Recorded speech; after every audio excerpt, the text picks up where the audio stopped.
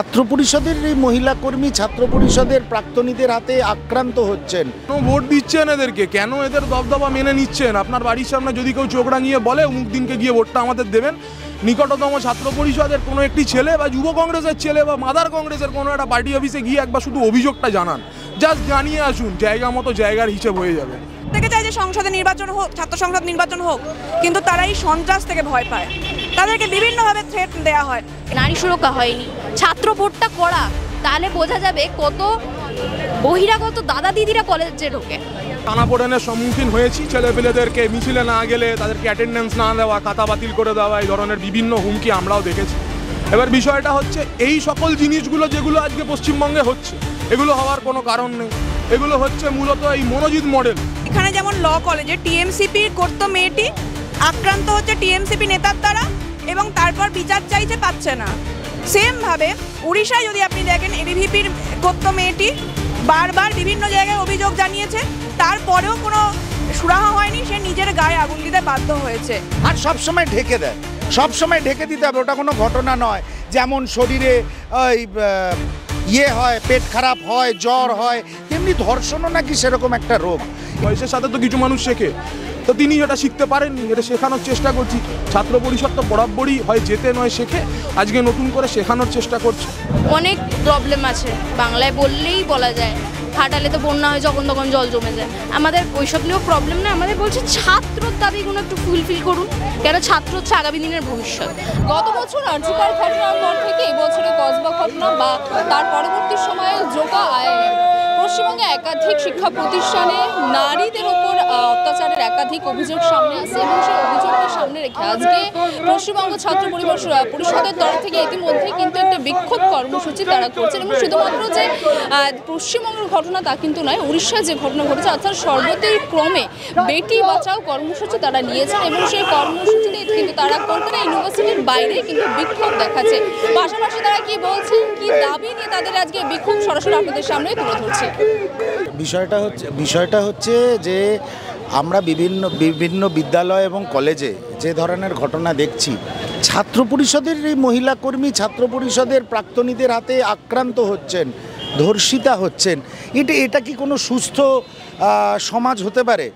এটা কোনো সুস্থ শিক্ষাঙ্গনের এটা কি উদাহরণ হতে পারে? একজন মহিলা প্রশাসক পশ্চিমবঙ্গে, সেই পশ্চিমবঙ্গে সবচেয়ে বেশি মহিলারা আক্রান্ত হচ্ছে, ধর্ষিতা হচ্ছে, এরপরেও বলছে যে অন্তঃসত্ত্বা ছিল বা বয়ফ্রেন্ড ছিল। একজন মহিলা প্রশাসকের এটা ভাষা, আর সবসময় ঢেকে দেয়, সবসময় ঢেকে দিতে হবে, ওটা কোনো ঘটনা নয়। যেমন শরীরে হয়, পেট খারাপ হয়, জ্বর হয়, তেমনি ধর্ষণও নাকি সেরকম একটা রোগ। এটা মমতা বন্দ্যোপাধ্যায় বলছেন। এর চেয়ে লজ্জার, এর চেয়ে অবাক করা কোনো কাণ্ড হতে পারে না। এর বিরুদ্ধে পশ্চিমবঙ্গ ছাত্র পরিষদ এবং পশ্চিমবঙ্গ প্রদেশ কংগ্রেসের আমাদের মাননীয় সভাপতি শুভঙ্কর সরকারের নেতৃত্বে সারা বাংলা জুড়ে আন্দোলন আরও তীব্রতর হবে। একটা কথা পরিষ্কার বলে দিই, বিধানসভায় না থাকা মানে আমাদের আওয়াজ কোনোভাবে রোধ করা যাবে না, কারুর কণ্ঠরোধ করা যায় না, এটা গণতন্ত্র। আর গণতন্ত্রকে যে ধ্বংস করার চেষ্টা করবে সেটা নরেন্দ্র মোদী হোক আর মমতা বন্দ্যোপাধ্যায় হোক, তার বিরুদ্ধে গণ আন্দোলন গড়ে উঠবে এই বাংলার মাটিতে। সেটা আপনারা আরজিকর কাণ্ডের সময় দেখেছেন। আপনারা টিএমসি নিয়ে বলেন, ইতিমধ্যে উড়িষ্যায় যে ঘটনা ঘটেছে সেখানে এবিভিপিকেও তো দোষারোপ করা হয়েছে। হ্যাঁ, অবশ্যই। আরে যেখানে মহিলাদের উপরে আক্রমণ হচ্ছে, সেটা বিজেপি হোক, টিএমসি হোক, আমার দলও যদি কোনো কাণ্ডে জড়িত থাকে, তীব্র ধিক্কার জানাই। দাবি যেটা আমরা সামনে রেখে আছি সেটা হচ্ছে ছাত্রছাত্রীদের কলেজ ক্যাম্পাসের মধ্যে যে সুরক্ষার যে বিষয়টা, বিভিন্ন জায়গায় আমরা দেখছি, কসবা ল কলেজ থেকে শুরু করে ভৈরব গাঙ্গুলি থেকে শুরু করে, এবং আমরাও নিজেরাও তো কলেজ পাস করে আছি, এই তৃণমূলের নেতাদের মতো 4 পাস 8 পাস নই। সেই জায়গা থেকে আমরাও বিভিন্ন রকম টানাপোড়েনের সম্মুখীন হয়েছি, ছেলেপেলেদেরকে মিছিলে না গেলে তাদেরকে অ্যাটেন্ডেন্স না দেওয়া, খাতা বাতিল করে দেওয়া, এই ধরনের বিভিন্ন হুমকি আমরাও দেখেছি। এবার বিষয়টা হচ্ছে এই সকল জিনিসগুলো যেগুলো আজকে পশ্চিমবঙ্গে হচ্ছে, এগুলো হওয়ার কোনো কারণ নেই। এগুলো হচ্ছে মূলত এই মনোজিৎ মডেল, যেটা আজকালকার সোশ্যাল মিডিয়ায় হ্যাশট্যাগ চলছে। প্রত্যেকটা জায়গায় মনোজিৎ মডেলটা খুব ভাইরাল হয়েছে। মনোজিৎ মডেল আজকে ভাইরাল হয়নি, মনোজিৎ মডেল চুপি বেঞ্চের তলাতে বহু বছর ধরে চলছে। না হলে 11 সাল থেকে 25 সাল অবধি ছাত্র সংসদ নির্বাচন করছেন না কেন মুখ্যমন্ত্রী? আমি 21 বছরের ছেলে, আমি এটা বুঝতে পারি, উনি একটা বুড়ি যেটা বুঝতে পারছেন না, এটা স্বাভাবিক বিষয়। বয়সের সাথে তো কিছু মানুষ শেখে, তো তিনি এটা শিখতে পারেননি, এটা শেখানোর চেষ্টা করছি। ছাত্র পরিষদ তো বরাবরই হয় যেতে নয় শেখে, আজকে নতুন করে শেখানোর চেষ্টা করছে। জিতে তো আমরা বহুদিন আগেই গেছি। উড়িষ্যার ঘটনাটা অত্যন্ত নিন্দনীয় ঘটনা, এবং যদি ব্যানারটা দেখেন আমাদের, তাহলে ওখানে এজেন্ডা অবভিয়াসলি আছে। এবিভিপিকে আমরা ছাত্র কোনো একটা উইং বা কোনো একটা পার্টির উইং হিসাবে ধরি না, কারণ এবিভিপি সরাসরি আরএসএসের, আর আরএসএস ইলেকশন পলিটিক্স থেকে বহুদিন আগে ব্যান হয়ে গেছে তার নিজস্ব কার্যকলাপের জন্যেই। এবং যদি এখন জিজ্ঞেস করে কংগ্রেসের গভর্নমেন্ট ব্যান করেছে, তাহলে আমি বলবো বল্লভভাই প্যাটেলের এত 3000 কোটি টাকা দিয়ে স্ট্যাচু তো আপনারা বানিয়েছে, স্ট্যাচু অফ ইউনিটি, সেই জায়গা থেকে ইউনাইটেড থাকুন। বল্লভভাই প্যাটেলকে এত শ্রদ্ধা করেন যখন, ইউনাইটেড থাকুন, তার ডিসিশনটাকে শ্রদ্ধা করুন। তো সেই জায়গা থেকে এবিভিপিকে নতুন করে বলার কিছু নেই। একটা গুন্ডা বাহিনী, অসভ্য, মানে যেখানে সেখানে পান গুটকা ফেলে মিছিলের মধ্যে, একদম অসভ্য একটা সংগঠন। ওই সংগঠন নিয়ে আমাদের কিছু বলার নেই। কিন্তু যে ঘটনাটা ঘটেছে, যে বোনের সাথে যে বিচ্ছিরি ঘটনাটা ঘটেছে, আমরা তার মানে সোচ্চার নিন্দা জানাই এবং তীব্র প্রতিবাদও জানাই।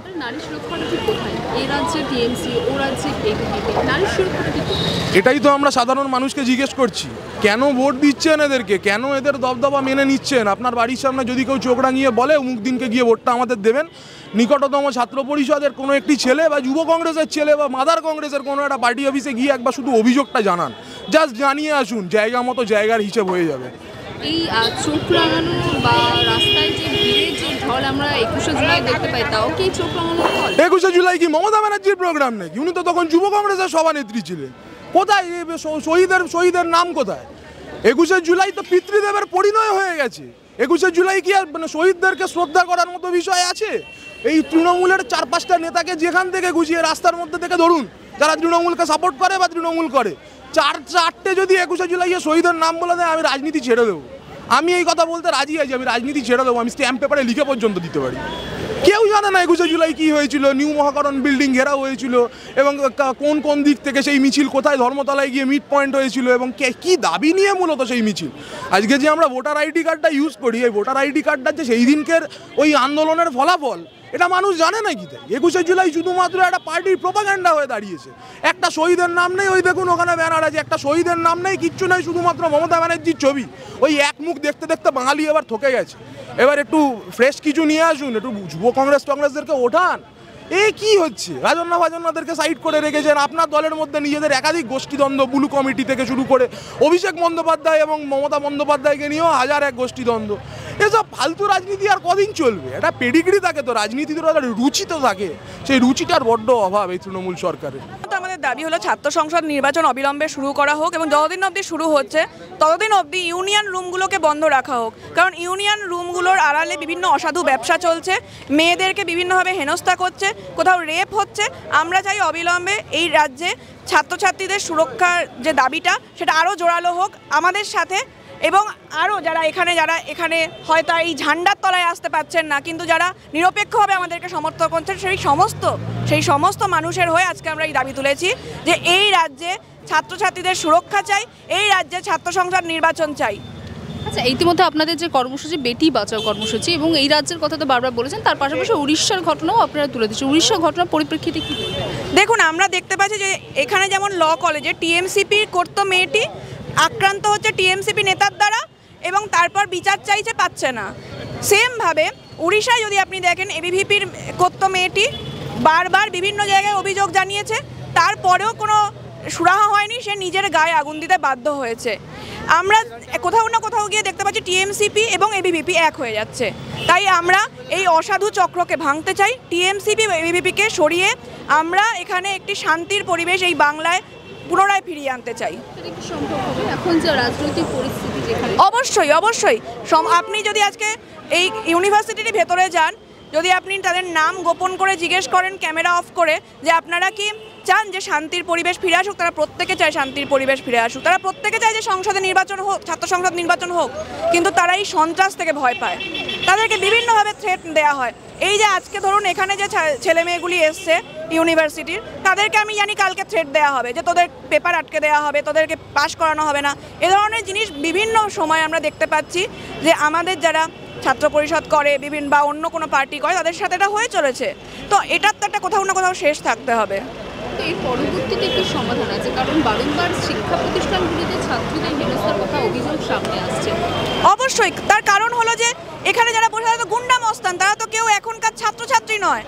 যারা 2016-তে জিতেছে তারা কি এখন বহিরাগত স্টুডেন্ট? তাহলে তারা তো এখনকার কেউ নয়। এই বহিরাগতরা যদি দিনের পর দিন এটাকে আখড়া হিসেবে ব্যবহার করে, টাকা তোলার জায়গা, তোলাবাজি করছে, তারা মাদক দ্রব্যের ব্যবসা করছে, মেয়েদেরকে হেনস্থা করছে, থ্রেট কালচার চালাচ্ছে, তো কোথাও না কোথাও গিয়ে এই কারণেই আজকে এই যে দেখুন শিক্ষাঙ্গনে সবাই ভয় পেয়ে আছে। কারণ তারা জানে তাদের বাড়ির লোককে কোথাও, এই যে দেখুন এই আইআইএমের যে মেয়েটির ক্ষেত্রে আমরা দেখলাম যে মেয়েটি অভিযোগ জানালো, তার বাবা পাল্টা বলল যে না এরকম কিছু হয়নি, বলতে বাধ্য হলো, বললো তো না, বলতে বাধ্য হলো। তাকে হয়তো ঠিক যেমন ল কলেজের মেয়েটিকে বলা হয়েছিল যে তোমার মা বাবাকে খুন করে দেবো, সেরকমই কিছু তাকেও থ্রেট করা হয়েছিল। অবশ্যই এবং তারই পরিণাম এটা। তো কোথাও না কোথাও থ্রেট কালচারটা তো বন্ধ করতে হবে, আর থ্রেট কালচার বন্ধ করার একটাই উপায়, সেটা হলো টিএমসিপিকে বের করতে হবে এখান থেকে। অবিলম্বে ছাত্র ভোটটা করাতে হবে, ইউনিয়ন ভোটটা করাতে হবে। তারপর আপনারা আগে মানে সবার আগে মমতা ব্যানার্জির নারী সুরক্ষাটা বলুক। উনি তো নিজেই নারী, উনি তো এটাই করতে পারছেন না। চাকরিটা করতে হবে, চাকরিটা করা খুবই দরকার। কেন চাকরির সেই ব্যবস্থা নেই? অনেক প্রবলেম আছে, বাংলায় বললেই বলা যায়। হাটালে তো বন্যা হয়, যখন তখন জল জমে যায়। আমাদের ওইসব নিয়েও প্রবলেম না, আমাদের বলছে ছাত্রর দাবিগুলো একটু ফুলফিল করুন। কেন ছাত্র হচ্ছে আগামী দিনের ভবিষ্যৎ। আপনি সেইগুলো যদি সিকিউর না করতে পারেন, তাহলে আপনার কি বসে এই সিটটাকে কেন আপনি দখল করে রেখেছেন? যদি ছাত্রদের এই ছোট ছোট দাবিগুলোই আপনি ঠিক না করতে পারেন। আর ওনাকে আমি কি বলবো, ওনার একটা সেলের একটা মানে একটা পদ অধিকারী একটি মেয়েকে রেপ করে দিচ্ছেন, এই দলকে আমরা কি বলতে পারি? আজ একটি কেসের ফাইলটা বেরিয়েছে, আরেকটি বেরোবে। পরপর কলেজগুলোয় রেপ হচ্ছে। আজ থেকে ঠিক কিছু বছর আগেই, বছর ঘুরতে পারিনি, আরেকটি মেয়ে রেপ হয়ে গেছে। আগের বছর হয়েছিল ডাক্তার, এবছর লয়ার হয়েছে। নারী সুরক্ষা হয়নি। ছাত্র ভোটটা করাক, তাহলে বোঝা যাবে কত বহিরাগত দাদা দিদিরা কলেজে ঢোকে। সবই কি টিএমসির মদতে বলছো? হ্যাঁ, সবই ওনার। কলেজের প্রিন্সিপালকে উনি টাকা দিচ্ছে। আরো ভালো খবর দেখতে সাবস্ক্রাইব করুন বাংলা হান্টের ইউটিউব চ্যানেল। বাংলা হান্টের আরো খবর দেখতে নজর রাখুন। বাংলা খবর মানেই বাংলা হান্ট।